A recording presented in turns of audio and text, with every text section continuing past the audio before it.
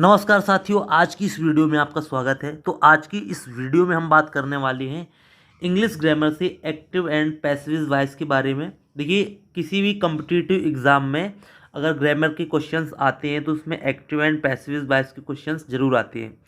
चाहे आप SSC, bank, railway या फिर किसी भी टीचर एग्ज़ाम्स की तैयारी कर रहे हो, या फिर आप किसी भी बोर्ड एग्ज़ाम की, चाहे आप UP board, CBSE board, ICSE board, जो भी बोर्ड्स हैं उनमें आपको एक्टिव एंड पैसिव वॉइस से रिलेटेड जितने भी क्वेश्चंस हैं वो आपको देखने को मिलेंगी। तो आज की इस वीडियो में हम बात करेंगे कि उन क्वेश्चंस को किस तरह से हम सॉल्व करें और इस टॉपिक को किस तरह से अच्छी तरीके से हम समझ सकें। तो वीडियो में बने रहिएगा। चलिए शुरू करते हैं। तो यहाँ पर देखिए, सबसे पहले हम बात करेंगे कि एक्टिव एंड पैसिव वॉइस के जो ट्रांसफॉर्मेशन के जो रूल्स हैं वो क्या है, क्योंकि रूल्स के बेस पर ही हम आगे के जो क्वेश्चंस हैं उनको सॉल्व करेंगे। ठीक है, तो ट्रांसफॉर्मेशन के जो रूल हैं वो देखते हैं। तो यहाँ पर देखिए, पहला रूल ये है कि जब भी आपका कोई भी एक्टिव से पैसिव वॉइस में अगर आप ट्रांसलेट करेंगे तो उसमें सब्जेक्ट, वर्ब और ऑब्जेक्ट, इन तीन चीज़ों का होना बहुत ही ज़रूरी है। इट मीन्स अगर आपके सेंटेंस में सब्जेक्ट, वर्ब, ऑब्जेक्ट इन तीन में से अगर कोई भी कम है, यानी कि सब्जेक्ट वर्ब है और ऑब्जेक्ट नहीं है, या ऑब्जेक्ट वर्ब है सब्जेक्ट नहीं है, यानी कि तीनों में से अगर कोई भी मिसिंग रहता है तो वहाँ पर आपका पैसिव वॉइस बनना इम्पॉसिबल है। राइट, तो ये आप ध्यान रखेंगे किसी भी सेंटेंस में ये तीनों चीज़ें, सब्जेक्ट, वर्ब और ऑब्जेक्ट, जरूर आप फाइंड आउट कर सकें। तो ये पहचानने का काम आप ही करेंगे। यहाँ पर देखिए, नेक्स्ट रूल है कि subject and object are interchanged in its places, यानी कि सब्जेक्ट और ऑब्जेक्ट एक दूसरे की जो प्लेसेस हैं उनको चेंजेस कर लेंगे। सब्जेक्ट की जगह पे आप ऑब्जेक्ट लिखेंगे और ऑब्जेक्ट की जगह पे आप सब्जेक्ट लिखेंगे। ये आप चेंज करेंगे। जब हम एग्जाम्पल्स को सॉल्व करेंगे तो आप उनको देख सकते हैं। आगे हम वीडियो में इनके बारे में बात करेंगे। ठीक है, देखिए यहाँ पर नेक्स्ट रूल दिया गया है, follow the rules of tense when we change into passive voice. ठीक है, यानी कि जब भी हम पैसिव वॉइस में किसी भी टेंस को, किसी भी सेंटेंस को चेंज करेंगे तो हम टेंस के जो रूल हैं उनको भी हम फॉलो करेंगे कि किस तरह से टेंस अगले टेंस में बदल जाता है। और यहाँ पर सबसे इम्पोर्टेंट बात यह है कि बी क्रिया जो होती है, बी, इसके फॉर्म यहाँ पे चेंजेस होते रहते हैं। हालांकि हम नाम उनको देते हैं कि टेंस चेंज हो रहा है, लेकिन वो कहीं ना कहीं बी क्रिया का एक रूप चेंज हो जाता है। राइट, तो अब आगे देखते हैं, always use verb in third form after form of verb we.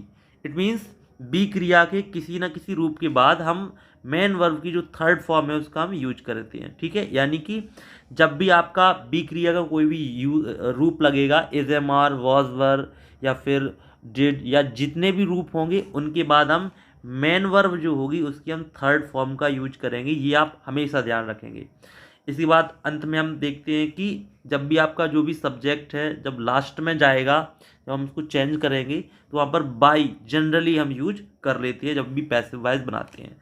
तो इन शॉर्ट यहाँ पर जो रूल्स हैं वो यही है कि सब्जेक्ट की जगह पे हम ऑब्जेक्ट लिख देते हैं और ऑब्जेक्ट की जगह पे सब्जेक्ट लिख देते हैं। साथ ही साथ टेंस को हम चेंज करते हैं और टेंस में जनरली हम बी क्रिया का ध्यान रखते हैं कि बी क्रिया के जो फॉर्म्स हैं उनको हम चेंज करते हैं, और लास्ट में मेन वर्ब की थर्ड फॉर्म का यूज करते हैं, और लास्ट में हम बाई का यूज करते हैं जब भी हम सब्जेक्ट लिखते हैं। तो ये आपके बेसिक रूल्स हुए। अब कुछ रूल्स और भी हैं, वो आपको समझने होंगे। देखिए, यहाँ पर दिया गया है कि tense transformation, it means be form. जब भी हम एक टेंस को दूसरी टेंस में बदलते हैं, या जो भी आपका सेंटेंस दिया जाएगा उसका जब हम पैसिव वॉइस बनाते हैं तो हमें टेंस में बदलाव करना पड़ता है। देखिए, सरल भाषा में अगर कहें तो टेंस में बदलाव करना पड़ता है, या अगर हम सही से समझें तो वहाँ पर बी क्रिया जो होती है, बी के कुछ रूप होते हैं, फॉर्म्स होते हैं। जैसे जो बी क्रिया है इसकी प्रेजेंट फॉर्म होते हैं इज, एम, आर। ठीक है, पास्ट फॉर्म होते हैं वॉज, वर। ठीक है, परफेक्ट फॉर्म होता है बीन, और आईएनजी फॉर्म होता है बीइंग। ये बी क्रिया के ही फॉर्म्स हैं। तो मेरे कहने का मतलब ये है कि जब भी आप टेंस का ट्रांसफॉर्मेशन करते हैं तो कहीं ना कहीं जो बी क्रिया है इसी के रूपों को बदलते हैं, या अगर आप सरल शब्दों में कहें तो हम टेंस को चेंज करते हैं। तो कैसे चेंज होगा, देखिए, डू डज यानी प्रेजेंट इंडेफिनिट की अगर हेल्पिंग वर्ब्स बनती हैं तो प्रेजेंट कंटिन्यूअस में चली जाती हैं, राइट। अगर प्रेजेंट कंटिन्यूअस में ही है तो हम कंटिन्यूअस यानी कि इज एम आर उसमें बीइंग का यूज करते हैं, यानी कि बी क्रिया का आईएनजी फॉर्म हम यूज कर लेते हैं। इसके बाद अगर हैज़ हैव आते हैं तो हैज़ हैव के बाद हैज़ बीन हैव बीन में चेंज करते हैं, यानी कि प्रेजेंट परफेक्ट कंटिन्यूअस में चेंज होता है। लेकिन यहाँ पर कहीं ना कहीं बीन यानी कि बी क्रिया का थर्ड फॉर्म यहाँ पे यूज हुआ है, इसी के बाद मेन वर्ब की थर्ड फॉर्म लग जाएगी। अगर आपका पास्ट इंडेफिनिट का डिड दिया गया है तो कंटिन्यूअस में वॉज वर्ब में चेंज होगा, लेकिन कंटिन्यूअस यहाँ पर चेंज नहीं होता है। यहाँ पर मैंने आपको बताया कि बी क्रिया का पास्ट फॉर्म लग जाता है वॉज और वर्ब, ठीक है। इसके बाद प्लस मेन वर्ब की थर्ड फॉर्म ऑलवेज आप यूज करेंगे। अच्छा, वॉज वर्ब यानी कि आपका अगर पास्ट कंटिन्यूअस का टेंस आता है तो वो उसी टेंस में रहेगा वॉज वर्ब, बस बी क्रिया की आईएनजी फॉर्म यानी कि बीइंग का हम यूज कर लेंगे। देखिए बी क्रिया इंपॉर्टेंट है, बी क्रिया के ही सारे फॉर्म्स आपके चेंजेस होते रहते हैं जब भी आप एक्टिव से पैसिव बनाते हैं, ठीक है। अगर आप समझ नहीं पाते हैं तो आप टेंस ट्रांसफॉर्मेशन नाम दे सकते हैं कि पास्ट परफेक्ट कंटिन्यूअस में चेंज हो रहा है, लेकिन वो कहीं ना कहीं हम देखते हैं कि बी क्रिया ही चेंज हो रही है। इसके बाद देखते हैं विल सेल यानी कि फ्यूचर इंडेफिनिट के जो टेंस हैं वो सेल भी विल भी में चेंज हो जाएंगे फ्यूचर कंटिन्यूअस में, यानी कि बी क्रिया यहाँ पर प्योर फॉर्म में यूज होगी। सेल हैव विल हैव अगर आते हैं तो shall have been will have been etcetera use होती हैं, राइट। तो टेंस से रिलेटेड जो चेंजेस होते हैं वो इस तरह से होंगे। अब देखिए हमने एक्टिव से पैसिव बनाने के जो बेसिक रूल्स हैं वो यहाँ पे कवर कर लिए हैं। अब यहाँ पर हम एग्जाम्पल्स के बारे में बात करेंगे। तो यहाँ पर देखिए कुछ एग्जाम्पल्स हमने लिए हैं, उनको हमें सॉल्व करना है, राइट। अब देखिए इन एग्जाम्पल्स को आप ध्यान से देखिए और सॉल्व करने की अपनी तरफ से भी कोशिश कीजिए। जनरली हम आपको बताते जाएंगे कि किस तरह से सॉल्व होंगे, राइट। तो देखिए यहाँ पर फर्स्ट एग्जाम्पल दिया गया है, the shopkeeper sold the mango. तो मैंने आपको रूल्स के टाइम पे बताया था कि आपको सबसे पहले किसी भी सेंटेंस में 3 चीज़ें आइडेंटिफाई करनी है। वो कौन सी हैं? सब्जेक्ट, वर्ब और ऑब्जेक्ट, SVO। अगर आपको इन तीनों में से कोई भी एक मिसिंग मिलता है तो उसका पैसिव वॉइस नहीं बनेगा, जनरली नहीं बनेगा, उसकी कुछ एक्सेप्शंस है, वो एक अलग बात है। तो इस सेंटेंस को ही हम देखते हैं। तो देखिए इसमें एक सब्जेक्ट है, द शॉपकीपर आपका सब्जेक्ट हो गया, सोल्ड यानी कि बेच दिया ये आपका वर्ब है, और द मैंगो आपका ऑब्जेक्ट है। तो हमको तीनों चीज़ें मालूम हो गई हैं। अब इसका हमें पैसिव वॉइस बनाना है। तो यहाँ पर देखिए जब भी हम पैसिव वॉइस बनाएंगे तो हमें ये भी ध्यान रखना होगा कि ये आपका जो सेंटेंस है वो किस टेंस का है। तो the shopkeeper sold the mango, तो यहाँ पर ये पास्ट इंडेफिनिट टेंस का वाक्य है, ये आपको जरूर पहचानना होगा। अब देखिए मैंने आपको बताया था कि पहला रूल ये बताया था कि सब्जेक्ट की जगह पे हम ऑब्जेक्ट को रखते हैं और ऑब्जेक्ट की जगह पे हम सब्जेक्ट को लिख देते हैं और वर्ब बीच में ही रहती है थर्ड फॉर्म में। तो ये इंटरचेंज जो होता है सब्जेक्ट और ऑब्जेक्ट का वो आपको करना होगा।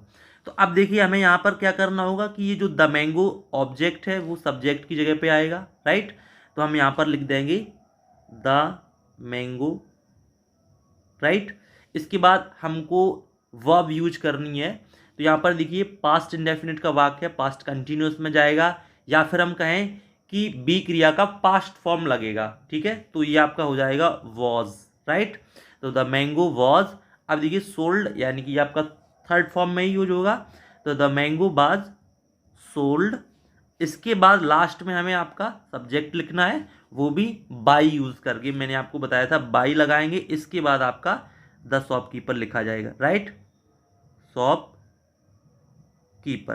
तो ये आपका एक फॉर्मेट है कि आप इस तरह से किसी भी सेंटेंस का पैसिव वॉइस बनाएंगे, राइट। तो ये आपका आंसर होगा the mango was sold by the shopkeeper, ये आपका हो गया, राइट। अब देखिए एक और क्वेश्चन को इसी तरह से इसी पैटर्न पर सॉल्व करते हैं। देखिए यहाँ पर देखिए सेंटेंस दिया गया है, the mother is cooking food today. अभी आपका सेंटेंस दिया गया है, तो इसमें भी आपको 3 चीज़ें फाइंड आउट करनी है, सब्जेक्ट, वर्ब और ऑब्जेक्ट। तो यहाँ पर देखिए द मदर आपका जो दिया गया है ये आपका सब्जेक्ट है, इज कुकिंग आपका वर्ब हो गया, राइट। ये आपका सब्जेक्ट, ये वर्ब। अब क्या कुकिंग हो रहा है? फूड कुकिंग हो रहा है, तो ये आपका ऑब्जेक्ट हो गया। अब यहाँ पे टुडे आपका अदर वर्ड है। तो जब भी हम इसका पैसिव वॉइस बनाएंगे तो मैंने आपको बताया था कि सब्जेक्ट की जगह पे ऑब्जेक्ट लिख देंगे। तो ये जो फूड आपका है ये पहले आ जाएगा, यानी कि यहाँ पर हम लिखेंगे फूड। अब आपको ये आइडेंटिफाई करना होगा कि आपका कौन सा टेंस है। तो मदर इज कुकिंग, ये प्रेजेंट कंटिन्यूअस का वाक्य है, तो हम उसी के अकॉर्डिंग हेल्पिंग वर्ब यूज करेंगे। तो यहाँ पर हो जाएगा द फूड के अकॉर्डिंग इज लिखा जाएगा, द फूड इज। अब देखिए कंटिन्यूअस में हम क्या करते हैं, बीइंग का यूज करते हैं, द फूड इज बीइंग, ठीक है। और जो मेन वर्ब है कुकिंग, इसका थर्ड फॉर्म यूज होगा, तो बीइंग कुक्ड, और किसके द्वारा, by the mother, by the mother, और लास्ट में टुडे। तो ये आपका जो ऑब्जेक्ट था वो मैंने यहाँ पे लिखा, इसके बाद जो द मदर है वो लास्ट में चला गया। तो ये जो चेंजेस हैं वो आपको ध्यान से करने हैं। इसके बाद जो बेसिक रूल हैं टेंस के किस तरह से चेंजेस होने हैं वो आपको ध्यान में रखने हैं, और आपका पैसिव वॉइस बन जाएगा। चलिए कुछ और एग्जाम्पल देखते हैं जिससे कि आपका जो डाउट्स हैं वो आपको क्लियर हो सकें। तो यहाँ पर देखिए नेक्स्ट क्वेश्चन देखते हैं, the wrestler was not beating the innocent people in the morning yesterday. तो इस क्वेश्चन को चलिए सॉल्व करते हैं। तो देखिए यहाँ पर द रेसलर, ये आपका सब्जेक्ट हो जाएगा कि जो पहलवान है वो was not beating the innocent people.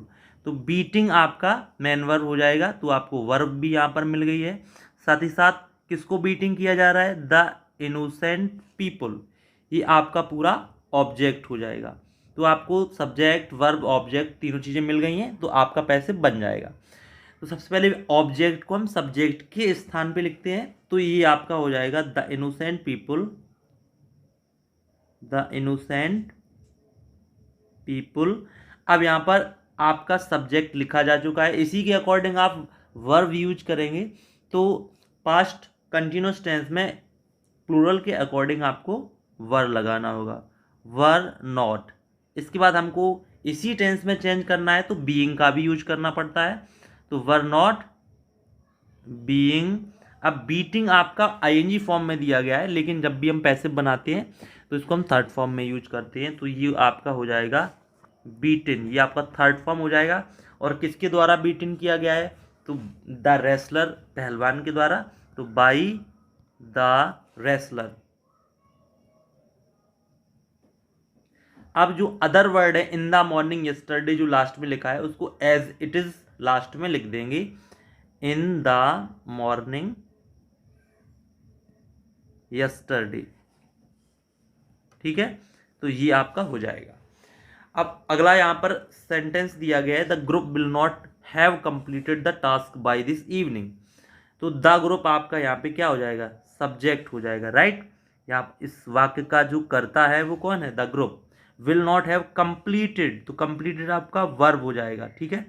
तो ये आपकी वर्ब हो गई। और क्या कंप्लीट नहीं किया रहा है, टास्क, कोई भी कार्य, तो ये आपका ऑब्जेक्ट हो जाएगा। तो इसको जब हम चेंज करेंगे तो ये आपका बनेगा द टास्क। जब आपका ऑब्जेक्ट जो है ये सब्जेक्ट की जगह पे लिखा जाएगा, तो द टास्क, इसके बाद हम क्या लगाएंगे, हेल्पिंग वर्ब लगाएंगे, तो विल नॉट हैव बीन। तो टेंस के अकॉर्डिंग मैंने आपको यहाँ पर बताया था कि टेंस के अकॉर्डिंग चेंज करेंगे, तो विल नॉट हैव बीन।